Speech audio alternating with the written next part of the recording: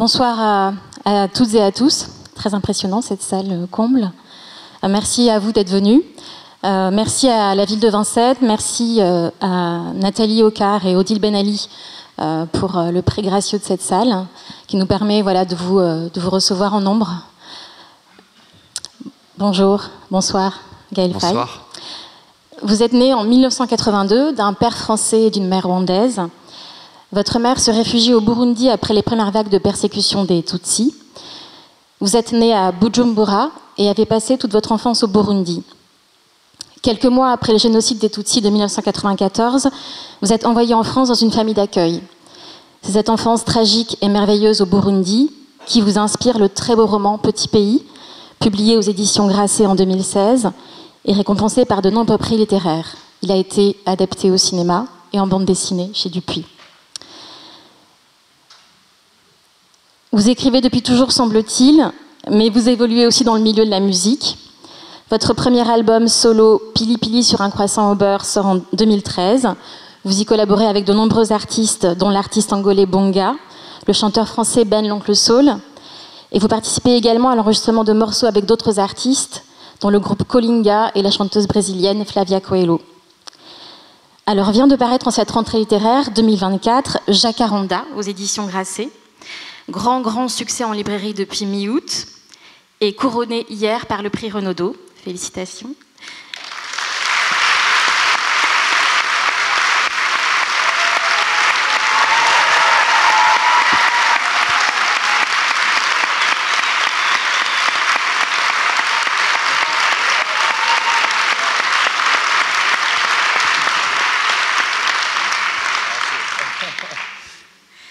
Alors vous nous emmenez à nouveau au Rwanda, aux côtés de Milan, cette fois un jeune homme métis, comme vous, qui entreprend un voyage de retour à la recherche de ses racines.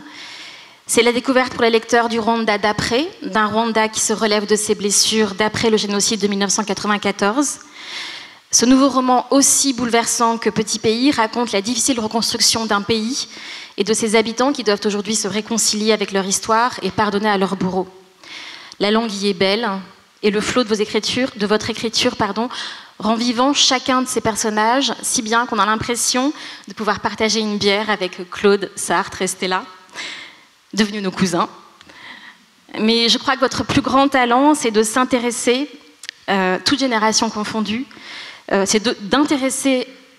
toute génération confondue, à l'histoire et aux souffrances d'un peuple que la France a passé sous silence. Quelle sacrée revanche! Bravo encore pour votre prix Renaudot et merci beaucoup pour votre présence. Merci beaucoup. Alors on en parle là au début, comme ça c'est fait. Vous avez remporté le prix Renaudot, comme je le disais tout à l'heure. Comment est-ce que vous vous sentez? Qu'est-ce que ça vous fait? Alors merci beaucoup d'être là. C'est comme je l'ai reçu hier, un lundi, j'ai fait ce qu'on appelle à Bujumbura un lundi méchant. Je n'ai pas dormi et j'ai enchaîné la journée, donc je suis sur un petit nuage. Voilà, donc le lundi méchant, c'est cette tradition. Il y a un mardi méchant après, attention. Alors là, ça devient plus compliqué, le mardi méchant, mais voilà, le lundi méchant, c'est donc cette tradition que l'on a à Bujumbura, capitale de l'ambiance, pour pas se laisser plomber par la morosité d'une semaine de travail qui commence. On défie les conventions et dès le lundi soir, on décide de sortir en boîte de nuit et de faire la fête jusqu'au petit matin et d'enchaîner avec une journée de travail. Voilà, c'est ça un lundi méchant. Bien sûr, tout ça est arrosé et joyeux et festif. Donc vive les prix littéraires le lundi. Après un lundi méchant, on va faire un mardi littéraire. C'est un mardi mignon. Voilà, un mardi mignon. 45 minutes pour entrer plus en profondeur dans votre roman, Jacaranda. En le lisant, on a reçu l'écrivain, réalisateur Riti Pan, il y a quelques années à la librairie 1000 pages, qui disait une phrase extrêmement forte qui me faisait penser à votre roman. L'entrée du négationnisme, ce n'est ni l'ignorance ou le mensonge, mais l'abstraction. Riti Pan a survécu au génocide des Khmers rouges au Cambodge. Je pense à vos personnages, à l'ambiance de votre écriture, aux couleurs. Est-ce qu'il y avait de ça dans Jacaranda, un roman pour lutter contre l'abstraction du génocide? Oui, de toute façon, je pense qu'il y a de ça dans Dans la littérature. La littérature, c'est cette forme que l'on choisit de création pour donner de la chair à ce que l'information, les médias transforment en statistiques, en chiffres. Et c'est redonner de l'humanité, c'est redonner c'est abolir aussi la distance. Parce que lorsqu'on c'est connu dans les écoles de journalisme que les morts au kilomètre, qu'un chien écrasé dans sa rue a plus d'importance que 100 morts à l'autre bout du monde. Et donc c'est ça, c'est abolir la distance. Ce qu'il s'est passé au Rwanda en 1994, on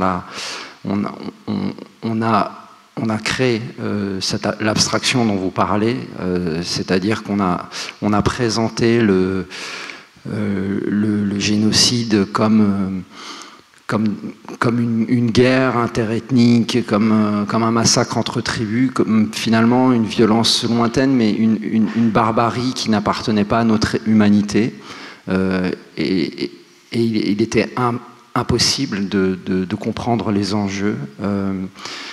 Et puis il y a la dimension du génocide qui est la disparition d'un monde, parce que ce sont des familles entières qui disparaissent, ce sont des générations entières. Il y a des gens qui reviennent après au Rwanda et qui ne retrouvent plus personne. Tout a disparu, et donc c'est aussi sauver de l'oubli et ramener à la vie des souvenirs, ramener à la vie des sensations, ramener cette humanité que le projet génocidaire a pour ambition de faire disparaître. Alors, en fait, vous avez écrit Petit pays sur le Rwanda, vous écrivez à nouveau sur le Rwanda.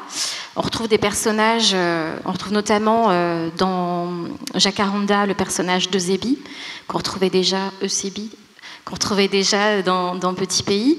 On a le sentiment que vous créez une sorte d'œuvre un peu globale. On se dit qu'on aimerait bien explorer d'autres personnages, le personnage d'Eugène, notamment le mari de Sébi, le personnage de Patrice, je crois, qui appartient aux forces République du Rwanda. Est-ce que vous avez... Patrice Alfred, oui, alors je les confonds. Est-ce que vous avez le sentiment vraiment de créer une œuvre ? Est-ce que vous allez continuer à écrire des romans sur le Rwanda? Ah, sur le Rwanda. Je ne me pose pas vraiment les questions en ces termes-là. Je pars d'une nécessité, c'est-à-dire que parfois je suis bloqué avec une question. Je suis bloqué avec une sensation lancinante qui m'empêche d'avancer, de vivre, et j'espère. L'écriture est comme comme ma possibilité de démêler des complexités, un nœud que je ressens, de dissiper un brouillard en moi, et donc par exemple. Pour Petit pays, il y avait la question de l'exil. J'avais dû fuir à 13 ans le pays de mon enfance. Et je pensais pendant des années que j'allais retourner au Burundi, que la guerre allait s'arrêter, que tous mes amis qui s'étaient éparpillés autour du monde allaient revenir, et puis qu'à nouveau, on allait reprendre la vie comme avant. Et ce qui a été cruel, c'est que le temps a passé, que finalement je me suis rendu compte que j'étais exilé, en plus de mon pays, j'étais exilé de ce que je recherchais, qui était l'enfance. Et ce sentiment-là était tellement douloureux qu'il fallait que j'en fasse quelque chose, ce qui est le point de départ de Petit pays. Et d'ailleurs, ça a réglé ce sentiment que j'avais en moi. Je ne me sens plus du tout un exilé. j'ai plus cette nostalgie qui pouvait m'habiter à cette époque-là. Pour Jacaranda, c'est voilà, c'est aussi une autre obsession, ou plutôt une récurrence d'un personnage dans mon esprit qui est Tante Sébi, qui était dans Petit Pays, et qui était le seul personnage dont on ignorait le destin, cette femme qui traverse l'horreur du génocide et dont l'histoire est rapportée par Yvonne, la mère de Gabriel, le narrateur de Petit Pays. Et j'étais très mal à l'aise parce que, comme cette femme, elle symbolise tellement de personnes que je côtoie, d'ailleurs de femmes que je côtoie, j'avais l'impression d'avoir utilisé un personnage à mes fins propres d'écrivain, et donc c'était de cette façon-là que Jacaranda est né, avec aussi ce questionnement sur tous les silences dans lesquels j'ai grandi, ou ma génération a grandi, ou les silences que j'observe dans les familles rwandaises et burundaises d'ailleurs, et donc m'interroger sur ce silence-là. Donc c'est ça, c'est un peu des nœuds à démêler. Alors si je parle aujourd'hui, 5 novembre 2024, j'ai plus du tout envie d'écrire sur le Burundi et le Rwanda, mais je suis choisi par mes histoires, je ne les choisis pas. Donc c'est pour ça que la question de l'œuvre, d'ailleurs qui est importante quand même, parce que j'estime qu'il y a toujours des liens invisibles et tout se répond, parce que chaque œuvre est comme une mue, et donc il y a quand même toujours une logique qui se dessine malgré soi, mais ça je le comprends souvent après coup.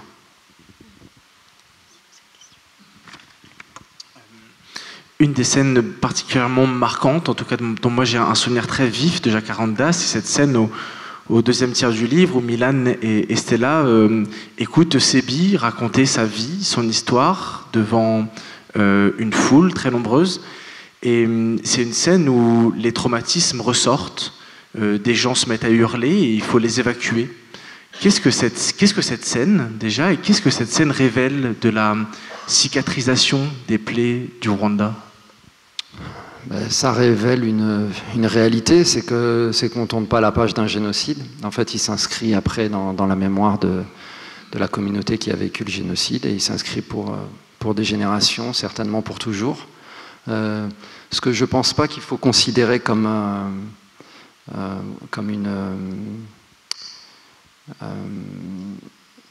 quelque chose à déplorer.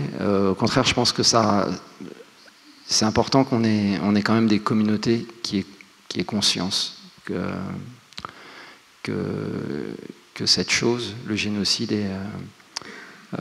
est là, en germe, partout. Ce poison-là existe partout, parce que c'est un poison qui commence par les mots qui déshumanisent, les mots qui ostracisent, les mots qui font de l'autre un bouc émissaire. Et donc c'est la grande question, c'est la conscience de ce danger-là, c'est l'éveil à ce danger-là, c'est également une forme de vigilance. C'est ce qu'on peut appeler le travail de mémoire également. Et donc cette scène, elle raconte déjà cette forme particulière du témoignage qui existe au Rwanda pendant 3 mois, ce qui est assez lourd pour la société. Donc d'avril à début juillet, pendant 3 mois, chaque année, il y a des commémorations dans tout le pays. Les gens se réunissent, des rescapés témoignent. À la radio, on égrène les noms des disparus, il y a des chants de deuil, donc c'est une atmosphère pesante, mais c'est aussi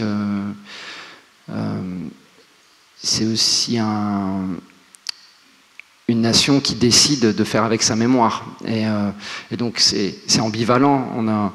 et c'est ce que j'essaye de raconter dans Jacaranda, c'est qu'il y a un personnage comme Claude pour qui on n'en fait pas suffisamment parce que lui est rescapé, des personnages comme Stella ou Stacy qui sont la jeune génération et qui elles peuvent ressentir que c'est un peu trop pour elles, c'est beaucoup de poids sur leurs épaules.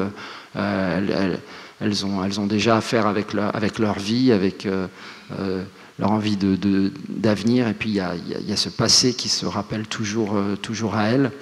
Et donc c'est moi des situations qui m'ont donné d'ailleurs envie d'aller vivre au Rwanda, parce que cette scène-là de la tante Sébi qui parle dans un stade, je l'ai vécu en 2014 où j'ai assisté à ces scènes de trauma collectif, et donc je me suis dit que je passais à côté de quelque chose, parce que la société avait l'air d'être normalisée, que voilà, un génocide ça laisse pas de traces, hein, c'est-à-dire de traces, on le voit pas, et donc le Rwanda, qui est un pays jeune aujourd'hui, 70% des gens sont nés après 94, et donc on pourrait penser que ça y est, 30 ans plus tard, le pays s'est modernisé, avancé économiquement, s'est développé. Voilà, moi, en tant que touriste, personne qui était de passage, je me disais, ça y est, c'est un pays qui est cité en exemple par les institutions de Bretton Woods. Donc, il y avait quelque chose comme ça où je croyais un petit peu à cette image que l'on... Voilà, qui ressortait de presque une image marketing du pays. Et puis là, j'ai vu toute cette douleur remonter à la surface. Et pour moi, c'était presque... C'était presque impossible de me dire que j'étais et français et rwandais, et que je passais à côté d'une réalité d'un de mes pays, et que je passais vraiment à côté de voir ces gens, surtout ces gens qui n'avaient pas vécu le génocide, revivre des scènes de trauma comme ça, comme s'ils étaient en train de vivre le génocide à l'instant T. Et bien, c'était un grand questionnement sur la vérité des cœurs, sur ce que les gens gardent en eux et qu'ils ne disent pas. En fait, il n'y a que la littérature pour approcher un tout petit peu cette vérité qui nous échappe.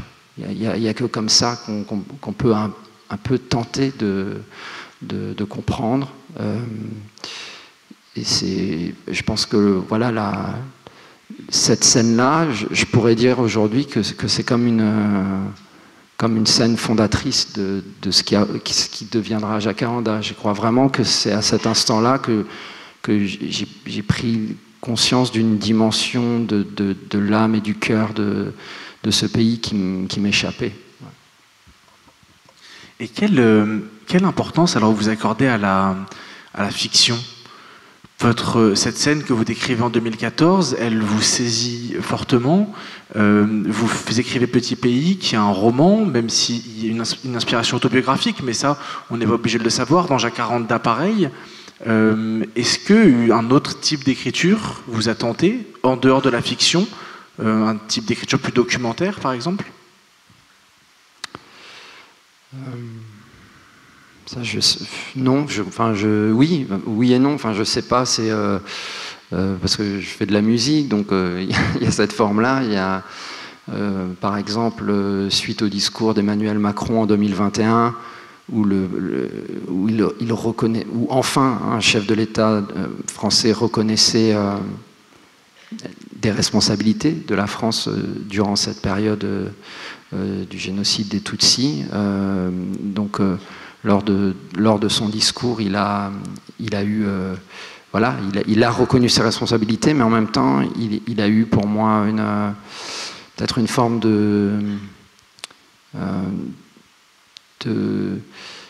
il a exempté l'armée de l'armée française de ses responsabilités. Il en a fait qu'une question politique. Et comme moi je travaille, depuis mon adolescence, je suis dans dans des collectifs de justice et dans des associations de mémoire, je savais aussi qu'il y avait des plaintes de femmes survivantes contre des militaires français. Je connaissais voilà, tout ce qui s'était passé, par exemple, dans les collines de Bicécéro, donc cet endroit où des communautés Tutsis ont résisté face à l'assaut des tueurs et l'armée française qui est passée par là et qui n'a pas secouru ces gens qui étaient littéralement en train de se faire tuer. Donc, pour ça, je vous invite à lire le livre de Patrick de Saint-Exupéry, L'inavouable. Donc j'avais conscience de tout ça et pour moi, voilà, le discours n'allait pas assez loin dans sa précision et j'ai fait un documentaire pour réhabiliter ces femmes que j'ai co-réalisé avec un ami donc, qui s'appelle Le silence des mots. Donc c'est une autre forme d'écriture, une écriture là pour le coup vraiment du réel parce que nous posons une caméra et nous recueillons la parole de ces femmes. Après, disons que moi j'écris pour trouver, ça va peut-être paraître grandiloquent, mais je le dis, j'écris pour trouver la lumière et la respiration et l'air qui me manque. Et donc ça sert à ça, la fiction, c'est aussi la liberté de présenter ce que je ressens avec ma poésie, avec mon envie d'atténuer la souffrance en moi et de consoler les gens autour de moi. Ouais, je pense que c'est ça. Pour moi, c'était... j'ai commencé à écrire sur le Rwanda assez jeune et c'est difficile d'écrire sur le Rwanda parce que moi je ne suis pas survivant et c'est difficile de trouver une légitimité. Mais j'ai des gens voilà, autour de moi qui ont vécu cet événement-là et c'est simplement qu'ils n'ont pas les mots pour parler, ils n'ont pas les mots pour penser ce qui leur est arrivé, ils n'ont personne, ils n'ont pas je ne sais pas, même une épaule sur laquelle ils peuvent reposer une tête. Et donc, c'est voilà, c'est comme si écrire, c'est d'un coup un travail de consolation et aussi un travail de dignité. Parce que ce qui me marque beaucoup avec les générations qui nous ont précédés, la génération de ma mère, forcément, c'est qu'ils ont rasé les murs, c'est qu'on les a déshumanisés, on les a appelés des cafards, des cancrelats, qu'ils ont beaucoup gardé en eux. Et donc oui, écrire aussi, c'est rappeler à quel point ils sont héroïques, ils sont beaux, ils sont humains, ils font comme ils peuvent, voilà. Ils sont humains parce qu'ils font comme ils peuvent. Et c'est leur dire aussi qu'ils comptent, parce que c'est vrai que lorsque j'ai fait lire, que ce soit Jacaranda ou Petit Pays, ou que c'était encore à un stade de manuscrit, que c'était pas encore des livres, et que je faisais lire ça à des oncles, à des tantes, à des gens un peu autour de moi, à Kigali. Puis souvent les gens me répondaient... mais ça va intéresser personne, quoi. Mais pourquoi tu racontes nos histoires comme ça? Ça va intéresser personne. C'est à voir à quel point on a cette histoire-là nous a enlevé notre confiance en soi et la question aussi de la transmission de la langue pour ma génération, dont on a eu des mères rwandaises qui ne voulaient pas nous parler leur langue, qui ne voulaient pas nous l'enseigner, enfin nous la transmettre parce qu'elles voulaient nous préserver de leur propre souffrance. Elles ne voulaient peut-être pas qu'on entende aussi tous ces mots qui tuent. Et donc voilà, c'est ça la fiction, c'est fabriquer l'espace du dialogue. Alors, vous parlez de transmission. On sent la mère de Milan est taiseuse. Elle ne veut, effectivement, elle est dans un silence. Elle ne dit pas d'où elle vient. Milan ne connaît pas son pays. Comment, selon vous, pareil pour Stella et Eusebi, elle ne sait pas ce qu'a vécu sa mère jusqu'au jour où elle l'entend, le jour des commémorations. Comment, selon vous, on peut transmettre cette histoire douloureuse sans transmettre le traumatisme qui va avec? Ça, je sais vraiment pas. Non, mais... Parce que la majeure partie de la population rwandaise aujourd'hui est jeune et n'a pas connu le génocide. Ouais, mais pourtant, il y a un problème de santé mentale qui est terrible, et c'est aussi la raison pour laquelle j'ouvre le roman sur Stella, qui est dans un hôpital psychiatrique, parce que c'est...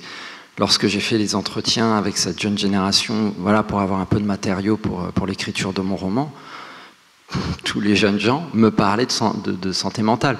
Et d'ailleurs, j'étais content qu'ils en parlent, parce que c'est tellement tabou dans la génération de nos parents. C'est même, enfin, voilà, je veux dire, parler de psychologue, de psy, c'est être un fou, quoi. Et dans ma génération, voilà, on va dire qu'on est un peu entre deux. Mais là, je vois quand même qu'il y a une prise de conscience dans cette jeunesse-là, ce qui me rassure. Il faut savoir qu'un pays comme le Rwanda, où il y aurait un travail immense à faire, il y a 6 psychiatres pour tout le pays, et il y a 13 millions d'habitants. Donc, je veux dire... S'il y a des psys dans la salle... Voilà, s'il y a des projets... Pour se rendre au Rwanda et pour travailler sur ces sujets-là. Voilà. Après, en prenant aussi en considération la spécificité du pays, parce que c'est ça aussi qui est particulier, c'est que une société qui a traversé un génocide, et puis après avec les questions culturelles liées aussi à ce que c'est que la culture rwandaise, c'est une culture particulière.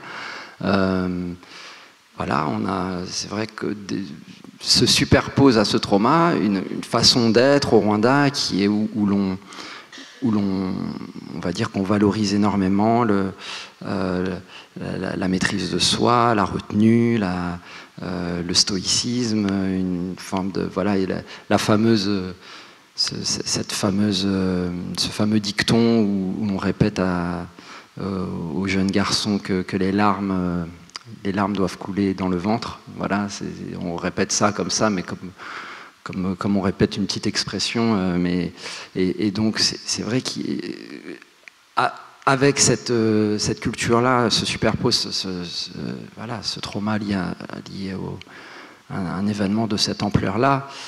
Ça crée des spécificités, je pense, voilà, qui sont aussi à prendre en compte, et c'est face à ça aussi, je pense, que le corps médical est face à un problème nouveau, voilà, face à quelque chose qui est assez inédit, sachant aussi qu'au Rwanda, ce qui est un cas particulier, c'est que sur un minuscule territoire, 27 000 km², c'est-à-dire la taille de la Bretagne, 13 millions d'habitants, une densité de population la plus forte en Afrique, voire dans le monde. Les bourreaux et les victimes cohabitent. On refait société, donc ils vivent les uns à côté des autres. Et donc il y a ça aussi, c'est-à-dire qu'on ne peut pas mettre l'événement, même s'il est lointain dans le temps, je veux dire, il habite toutes les relations humaines, c'est là, on sait qui est qui, on sait qui a fait quoi, et donc, à tout moment, cet événement ressurgit, et donc il y a... Voilà, il y a toute cette complexité. J'ai l'impression de dresser un portrait très difficile du Rwanda, parce que je pense que c'est le cas, mais je veux dire aussi qu'il y a pour réussir cette cohabitation-là, il y a une volonté, un désir vie, d'avenir, qui est aussi très présent. En fait, il y a ces deux forces contraires qui sont toujours à l'œuvre au Rwanda et qui en font pour moi voilà, un endroit très fascinant à observer pour l'artiste que je suis, parce que tout cohabite, et le pire comme le meilleur à chaque coin de rue. Ce trauma, vous en retracez aussi la généalogie, l'histoire. On apprend beaucoup de choses dans Jacaranda. Pour citer quelqu'un d'autre, l'historienne Hélène Dumas parle en ces termes. Les Hutus et les Tutsis ne sont pas des ethnies. Il n'y a pas de différence linguistique, religieuse ou territoriale. Cette différence a été créée par le regard colonial et missionnaire. Quelle phrase, quel sens, quel écho même plutôt, cette phrase d'Hélène Dumas, elle trouve dans Jacaranda? Non, partout, je crois. Et puis même, c'était l'ouverture de Petit Pays quand Gabriel demande à son père mais en fait, papa, c'est quoi la différence entre Hutu et Tutsi? Et que le père essaye de répondre par tous ces clichés hérités de la colonisation, qui étaient des clichés de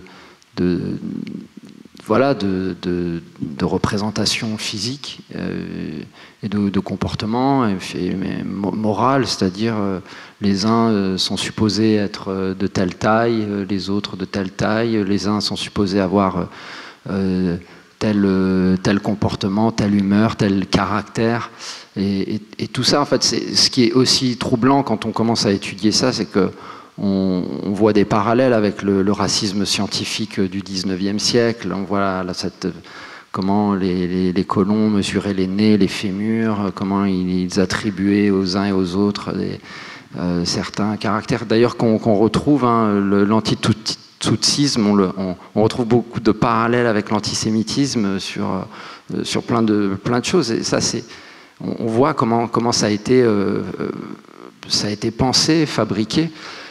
Et donc, je vois tout un mouvement aujourd'hui qui tend à faire comprendre dans le Rwanda d'aujourd'hui que nous sommes les héritiers d'une histoire fallacieuse qui a eu pour conséquence le génocide, et qu'il faut se départir de ces représentations-là. La première mesure qui a été prise au lendemain du génocide, c'était d'abolir les cartes d'identité ethniques. Moi, j'appellerais ça même des cartes d'identité raciale, parce que ethnique, ça voudrait dire qu'il y a l'ethnie, ça veut dire qu'il y a une différence. Il n'y a pas de différence entre Hutu et Tutsi. Hutu et Tutsi dans le Rwanda précolonial étaient des catégories socio-professionnelles, donc ça n'avait rien à voir. C'était des catégories mouvantes. On pouvait passer d'une catégorie à l'autre. Donc était Tutsi celui qui était éleveur de bétail, était Hutu celui qui cultivait la terre. Et donc tout ça était mouvant, et donc tout a été figé. Mais pour moi, c'est important, en tout cas, et dans Jacaranda, à travers le récit de Stella, le récit qu'elle fait de la vie de Rosalie, et dans Petit Pays, avec ce prologue qui s'appelle Le Nez, de faire comprendre au lecteur qu'on est dans une histoire fabriquée comme on fabrique un conte. En fait, je sais pas si vous lisez Le Voyage de Gulliver, c'est ça. En fait, c'est l'histoire de géants de taille, et c'est vraiment ce qui a été plaqué sur la société rwandaise. Ça peut paraître risible, mais ça fonctionne. C'est ça qui est terrible, c'est que ça fonctionne. On peut créer aujourd'hui, on pourrait lancer un mouvement qui pourrait nous faire rire, et puis 100 ans plus tard, on se rendrait compte que ça a pris racine, parce que c'est la force de l'idéologie. Et le seul malheur dans tout ça, c'est que l'idéologie, elle meurt jamais. Elle est tout le temps là. Alors parfois, elle est de basse intensité, et puis il y a des moments où elle remonte à très haute intensité. Et voilà, donc on est, d'une certaine façon, même si à l'intérieur du Rwanda, l'idéologie n'existe plus, malheureusement, elle existe en dehors des frontières, elle existe à travers les réseaux sociaux, et donc elle est là comme un rappel permanent pour les survivants et les survivantes que tout cela pourrait recommencer. Alors, vous disiez tout à l'heure que les bourreaux cohabitaient avec les victimes. Vous êtes engagé dans une association avec les époux Gauthier, Alain et Dafrosa. Cette notion de justice traverse un peu tout le roman. Il y a quand même la mise en place des tribunaux populaires. Est-ce que vous pouvez nous parler un petit peu de comment ça se passe et aussi nous dire comment œuvre cette association aujourd'hui pour rétablir la justice? Merci. Alors oui, la justice, quand j'ai eu 15 ans, donc comme je me rendais dans les commémorations du génocide chaque 7 avril avec ma mère et ma sœur, c'était la mairie du 3e arrondissement à Paris. Le maire offrait gracieusement la salle chaque 7 avril. Donc moi, c'est la première fois que j'entendais des récits de rescapés, que j'approchais un petit peu cette histoire, même si je ne la comprenais pas encore à ce moment-là. Je me suis tout de suite mis dans des associations de mémoire.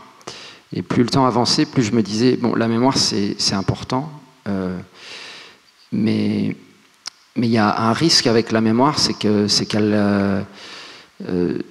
ne soit plus opérante sur le présent et cette mémoire, parfois, elle peut être partagée que par ceux qui ont vécu, qui ont en l'occurrence le génocide, mais ceux qui l'ont commis, ils peuvent poursuivre leur vie.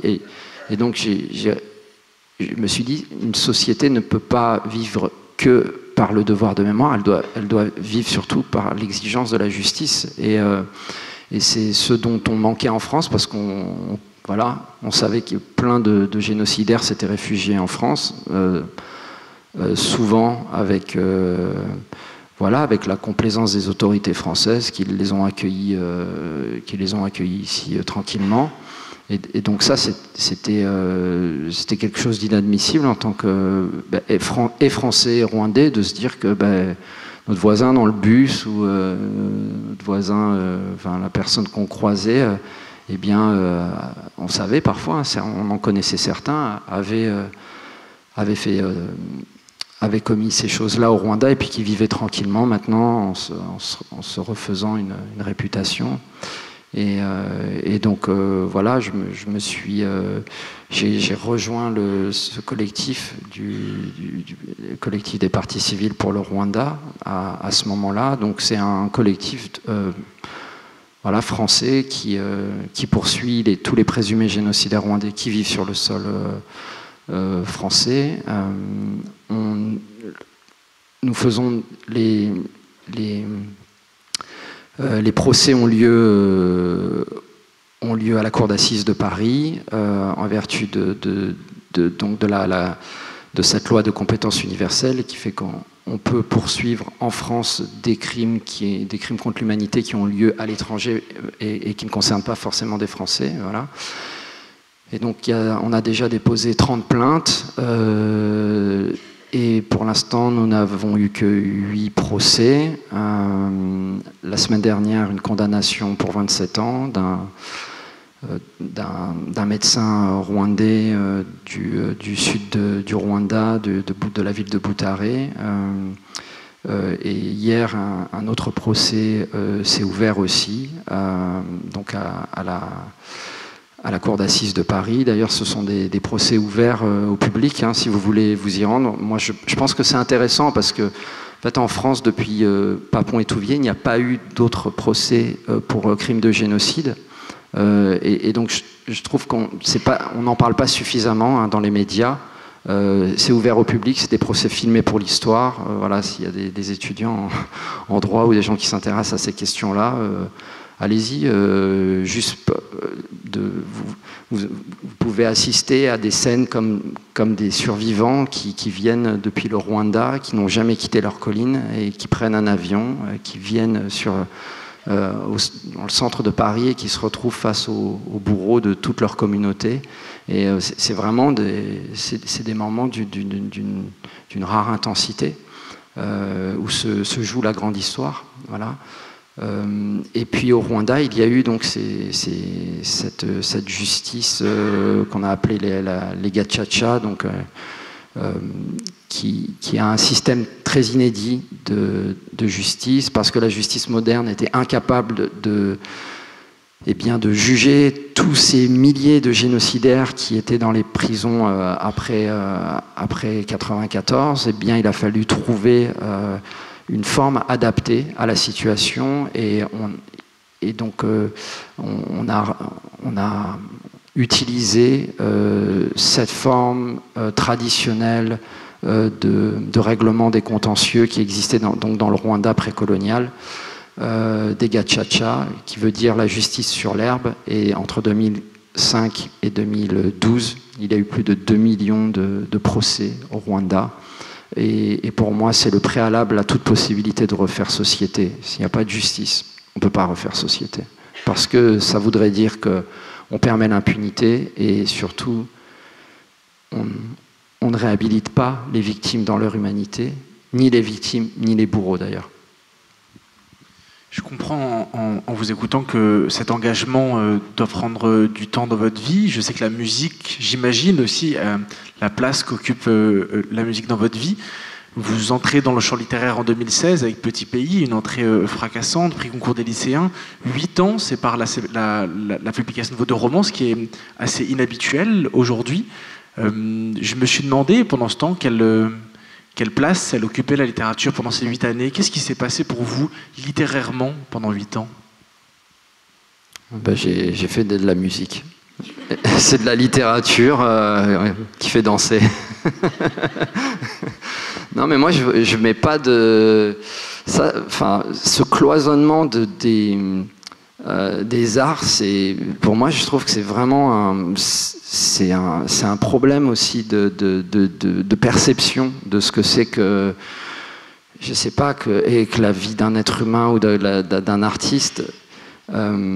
Hier, lorsque je suis arrivé à Drouan, donc il y a plein de micros, et je savais pas très bien ce que je voulais dire, et puis bon, il y a quelque chose qui est sorti, et puis finalement, après, en y repensant, je me suis dit, oui, en fait, c'est ça que j'aurais dû dire, c'est qu'on ne peut pas comprendre mes romans si on n'écoute pas aussi ma musique, et peut-être même inversement maintenant, parce que c'est là, c'est des discussions. Je continue la discussion. Voilà, on parlait tout à l'heure du lien. Un de mes derniers projets discographiques s'appelle Mauve Jacaranda, déjà. C'était un EP que j'ai sorti, je crois, en 2022, l'été 2022. Et il y a cette chanson qui s'appelle Boutaré, qui était une chanson où j'avais envie de rendre hommage à ma grand-mère, décédée pendant le Covid, et donc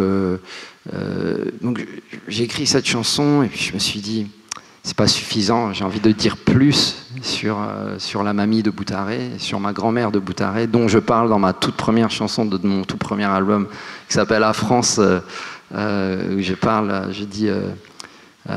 dis petite sœur, pour toi je vais aller embrasser la grand-mère à Boutaré, et donc voilà, en écrivant Jacaranda, je me suis dit, je vais prolonger cette chanson-là. Donc c'est ça, c'est-à-dire que ça continue. Après, oui, la forme, le livre, la forme de la chanson, c'est une autre façon de s'exprimer. C'est vrai que je me sens peut-être plus à l'aise à porter des chansons parce que je libère le corps. Et c'est plus dur pour moi d'être assis, de commenter ce que j'écris, parce que forcément je dois ouvrir des portes en moi qui sont pas tous les soirs très, très évidentes à ouvrir, mais je le fais quand même avec envie, parce que j'ai les ressources. J'ai les ressources en moi pour le faire. je les aurai pas longtemps. Voilà, je vais pas faire une tournée pendant des mois. J'ai les ressources et que c'est important parce qu'il y a tant de personnes qui n'arrivent pas à parler. Et donc on est dans un silence terrible. Je pense qu'on ne prend pas la dimension, mais moi quand je suis arrivé en France, j'avais 13 ans et j'ai découvert les livres, j'ai découvert des bibliothèques de quartier, des librairies. Je me suis dit mais qu'est-ce que c'est que ce pays où il y a des livres partout, c'est incroyable. Et j'ai jamais vu un roman sur le Burundi nulle part. Nulle part. Dans ma petite bibliothèque de quartier, du quartier Porchefontaine à Versailles, il y avait rien sur le Burundi. Quand j'ai demandé, il n'y avait rien du tout. Et je pense encore aujourd'hui, si vous allez dans une librairie, je pense dans la grande majorité, on va juste vous sortir petit pays. Donc c'est en ça que je dis que j'ai les ressources et que c'est important parce que c'est simplement dire on existe aussi dans le grand concert du monde, on est juste là, regardez, on est là. Alors je n'ai pas envie d'être le seul porte-drapeau, mais j'aimerais au moins être une forme de trait d'union, encourager voilà, d'autres, voilà, plutôt la jeune génération, j'ai envie de dire, à aussi utiliser les mots pour se raconter, pour parler de nous, depuis nous, à partir de nous. Et c'est voilà, c'est le sens, je crois, le sens de ma démarche aujourd'hui. J'ai pris conscience de ça. C'est pour ça que je le fais avec envie et que parfois j'ai des petits moments de bonheur intense quand quelqu'un, à la fin d'une discussion, vient me voir en dédicace et me dit bien merci d'avoir parlé ou du Burundi ou du Rwanda parce que ça a permis une discussion dans ma famille, ou ça m'a permis de me reconnecter avec quelque chose, ou ça m'a autorisé à écrire, à me dire que moi aussi je pouvais écrire. C'est des choses aussi simples que ça, mais que je pense, si je me revois moi adolescent, j'aurais voulu un jour rentrer dans une librairie et me dire tiens, quelqu'un qui est en train de parler de mon histoire. Et ça, je l'ai vu nulle part. Je l'ai vu nulle part pendant des années. Et ça m'a fortement manqué. Et alors, peut-être que c'est aussi grâce à ça que j'écris. Voilà, mais j'avais les ressources pour écrire. Et donc, voilà, exister. C'est ça la démarche. En tout cas, si vous n'êtes pas à l'aise à l'écriture, j'aimerais voir ce que ça donne quand vous êtes à l'aise, parce que c'est quand même très, très, très réussi. Merci beaucoup. Merci à vous. Merci beaucoup, Gaël Faye.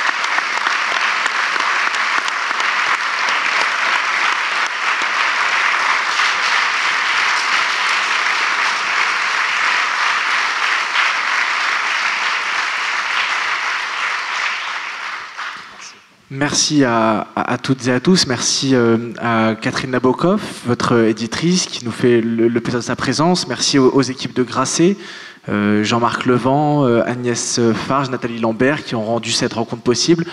Merci vraiment d'être là aussi nombreuses et nombreux. Je pense que c'est le meilleur symbole que vous pouvez renvoyer, qu'on peut renvoyer de l'intérêt qu'on a pour la littérature.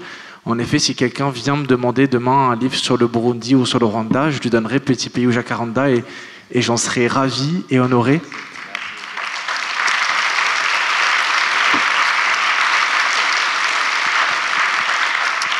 On s'est dit quand même que le mieux de la littérature, c'est bien d'en parler, mais le mieux, c'est quand même de l'entendre et de l'écouter. Alors on voulait, Gaël Faye voulait lire un extrait de Jacaranda avant de clôturer cette soirée.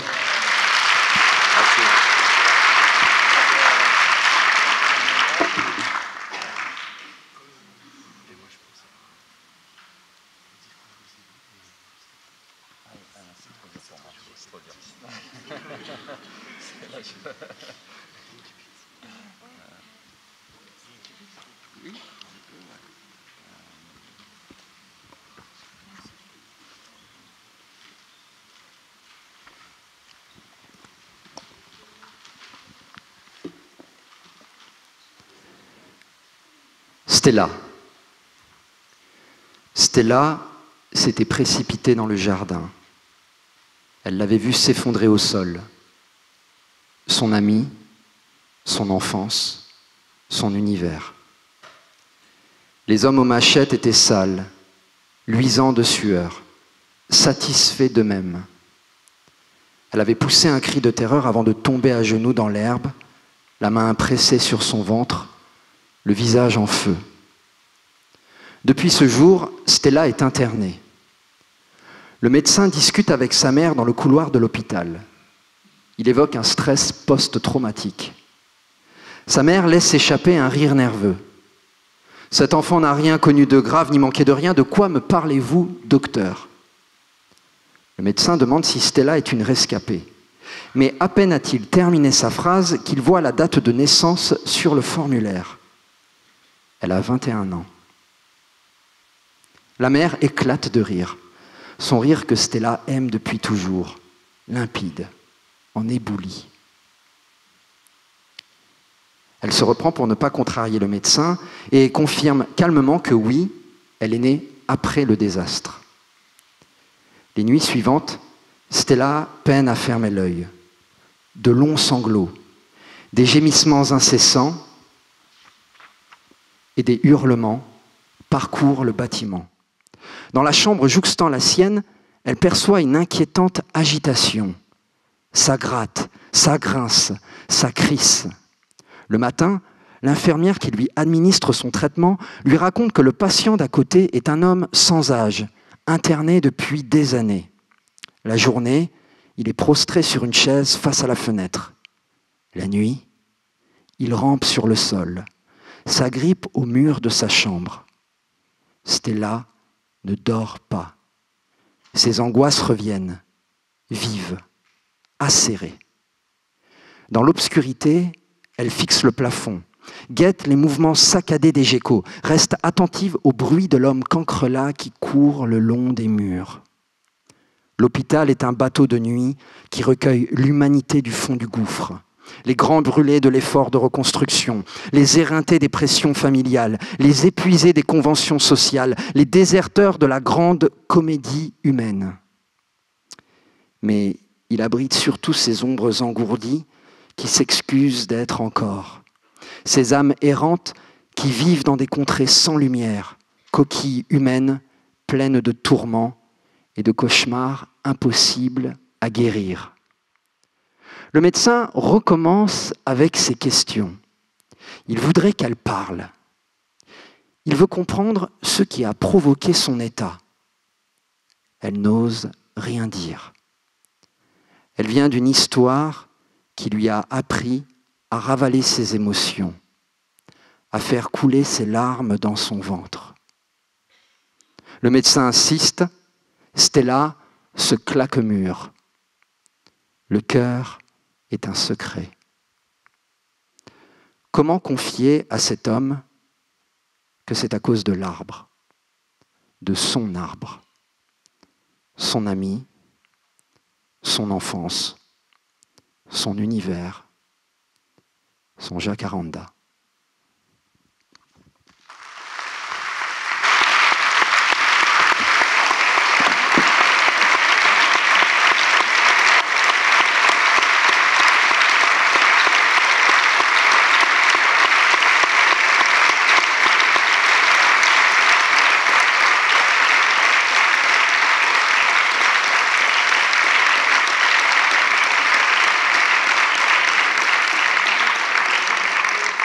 Bravo et merci. C'était un mardi littéraire, un mardi mignon. Merci. Bonne soirée Merci. à toutes et à tous.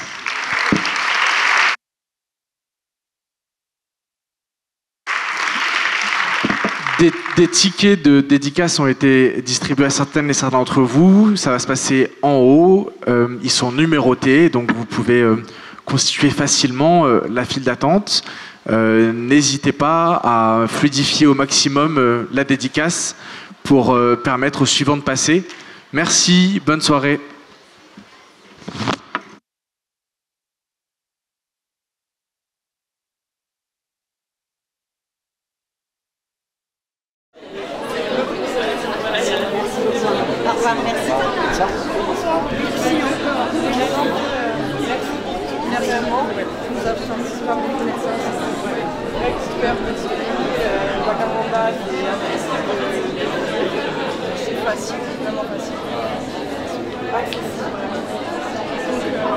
Voilà, parce que dans Petit Pays, en fait, ça marque pas tant.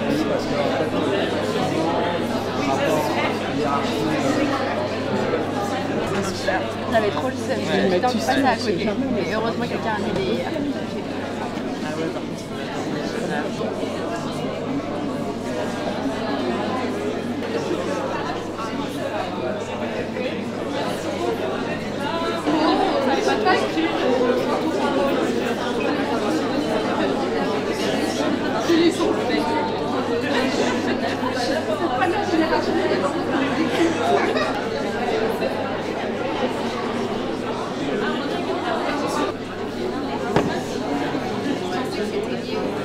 Ça donne du sport, hein, tout ça. Mais c'est bien, je vais venir à la rencontre des autres. Ça vous embête pas si vous